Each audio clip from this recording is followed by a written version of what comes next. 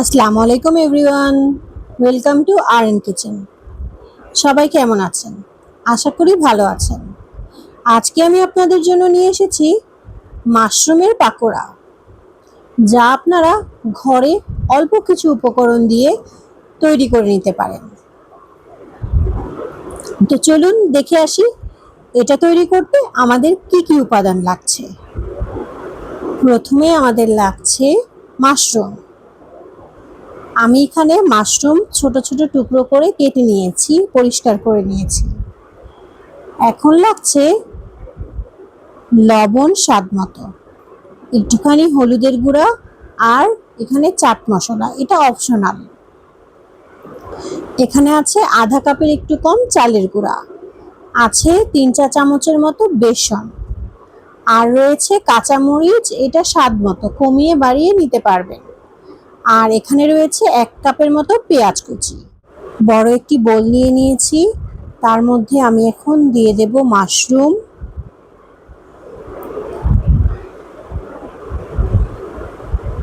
দিয়ে দিচ্ছি চালের আটা, দিয়ে দিচ্ছি পেঁয়াজ কুচি,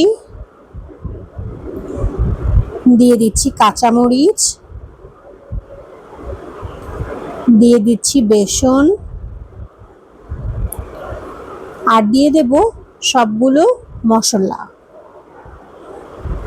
এগুলো দিয়ে ভালো করে মাখিয়ে নিতে। ভালো করে মাখানো হয়ে গেলে এখন এর ভিতরে দিয়ে দিচ্ছি পানি। পানিটুকু দিয়ে আবার ভালো করে মেখে নিতে হবে।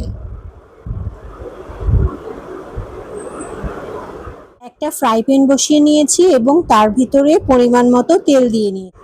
তেল গরম হয়ে আসলে এখন এর ভিতরে দিয়ে দিচ্ছি আগে থেকে তৈরি করে রাখা মাশরুমের ব্যাটারটা। অল্প অল্প করে চামচের সাহায্যে দিয়ে দিচ্ছি, চাইলে আপনারা হাত দিয়ে গোল গোল করেও দিতে পারেন।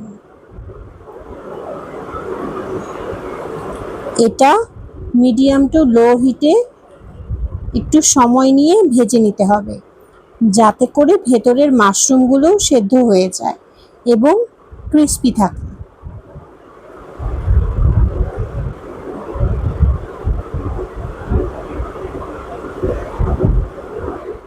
এক পাশ ভাজা হয়ে গিয়েছে, এখন আমি আস্তে আস্তে করে সবগুলো পাকোড়া উল্টে দিচ্ছি।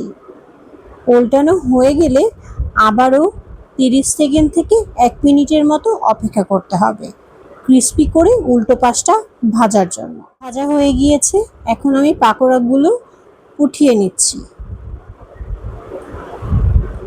তৈরি হয়ে গেল দারুণ মজাদার ক্রিস্পি মাশরুম পাকোড়া, যা ঘরে থাকা অল্প কিছু উপকরণ দিয়ে বানিয়ে ফেলতে পারবেন। বানিয়ে অবশ্যই আমাকে কমেন্ট বক্সে জানাবেন কেমন হয়েছে আপনাদের এই মাশরুমের পাকোড়া। আর আমার এই ভিডিওটি ভালো লাগলে অবশ্যই লাইক, শেয়ার, কমেন্ট করে আমার পাশে থাকবেন। তবে আজকে এই পর্যন্তই, দেখা হয়ে যাবে নতুন কোনো রেসিপি নিয়ে। সবাইকে আল্লাহ হাফেজ।